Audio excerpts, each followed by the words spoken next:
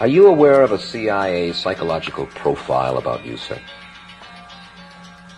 No, I must admit that it's the first time I hear that. Truly? Yes? What is it? Would you be interested in hearing what the CIA had to say? Yes, why not? Really? Yes, why not? I have your permission? Yes, sure. You won't send me to the Savak if I ask? No, I would spare you this terrible ordeal of going through torture. This secret study portrays the Shah as a brilliant but dangerous megalomaniac who is likely to pursue his own aims in disregard of U.S. interests. So how could I be your man, your agent? How do you mean?